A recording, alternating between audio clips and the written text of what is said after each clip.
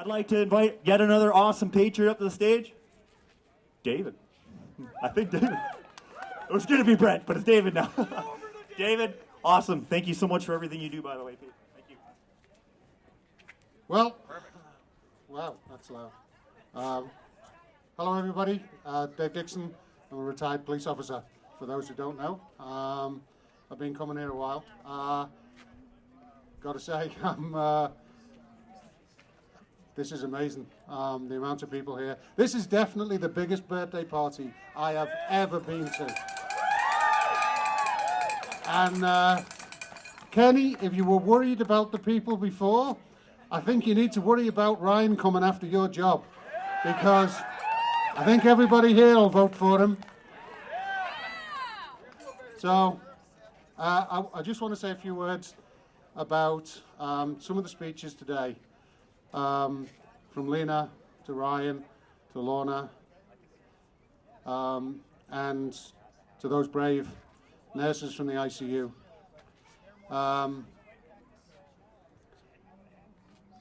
People need to understand what is actually happening right now with these cases. Yesterday, 1,900 cases. That's 1,900 people who are forced not to go to work, whether they're sick or not, for 2 weeks.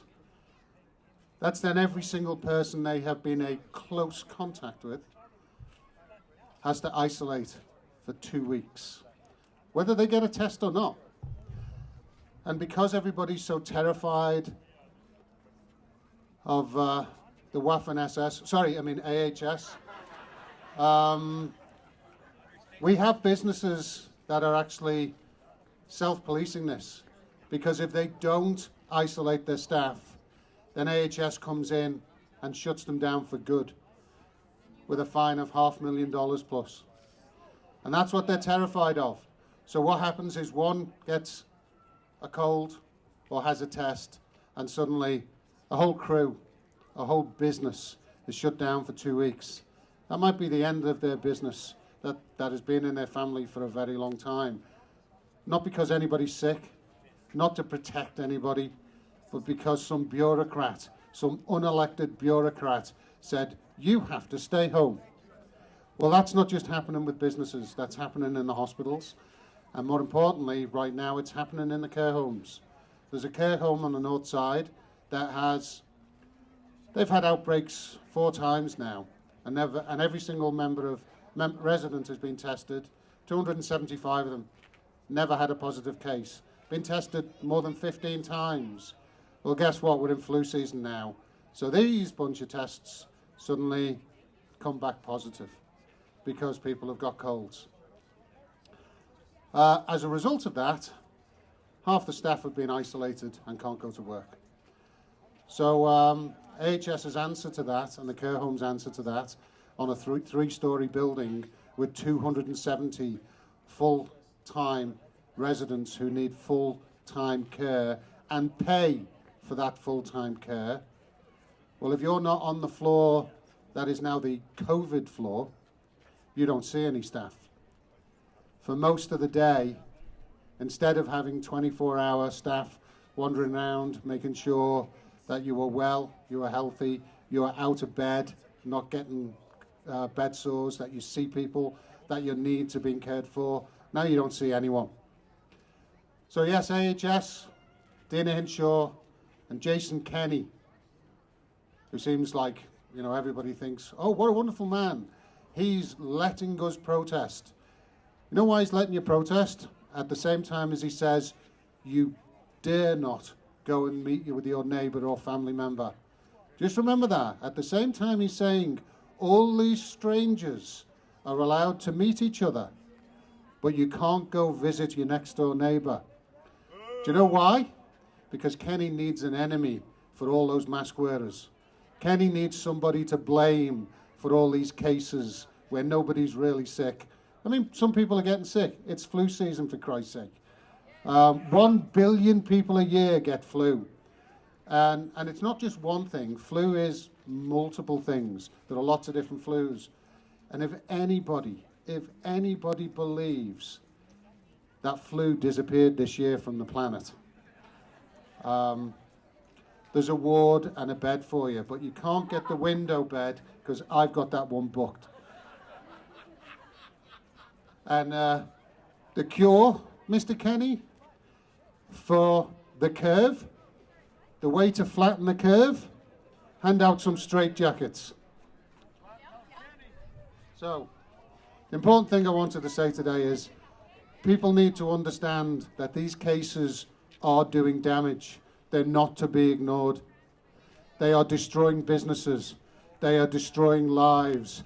They are causing suicides, all because of nothing more than a cold. The vaccines, the masks, the increased rhetoric, the nastiness from the people wearing masks, you should all be ashamed of yourself. I have seen some of the most horrific behaviour in my entire career. And I was a police officer in Liverpool. I saw some pretty nasty behaviour. The behaviour and the discrimination from the people wearing masks in Edmonton and around this province, you should be ashamed of yourselves. You are not Canadians. And the police officers that are assisting with that, the one that dragged off poor Peter, you should be ashamed of yourself. You should have that. You shouldn't take the uniform off. You should have that uniform forcibly removed from you.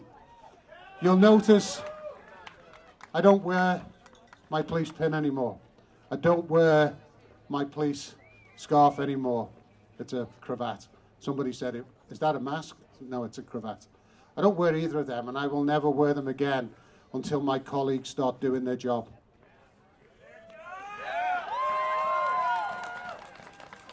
I know some of you are frightened. I know some of you are worried about the next paycheck. But I'm telling you right now, you don't get off your arse and start doing your job soon, your paycheck is going to be the last thing you are worried about. So, I say this every time. Chief Justice, Catherine Fraser, all the prosecutors in that building over there. If anybody wants to know where they all hide, it's over there. The police officers, EPS, RCMP. I will go out of my way and thank the sheriffs here again this week. And their boss, who turned up this week.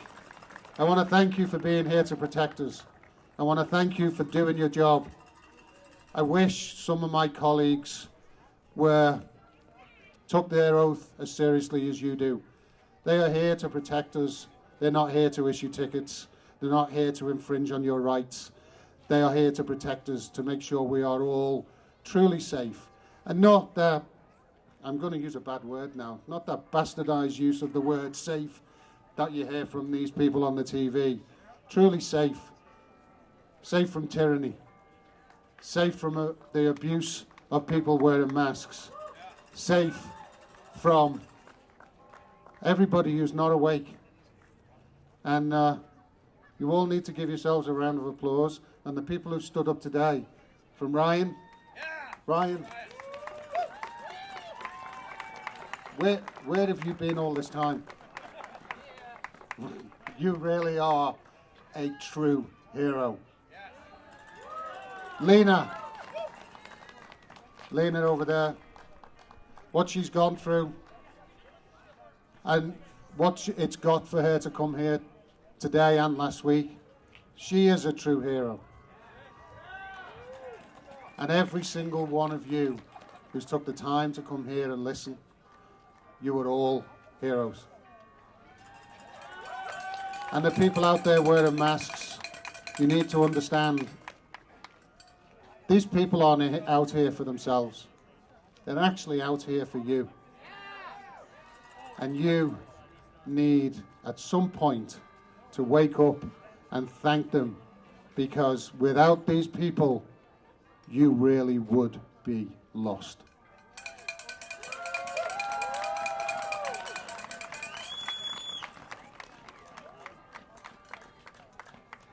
Awesome. Thank you so much, David. Huge round of applause for David. Thank you for everything you do, buddy. Awesome. My friends, do you love your rights? Do you love freedom? Do you love your rights and freedoms? Let's let this government know loud and clear that our rights are not up for grabs. There is no debate. Our rights are not up for grabs. There is no debate.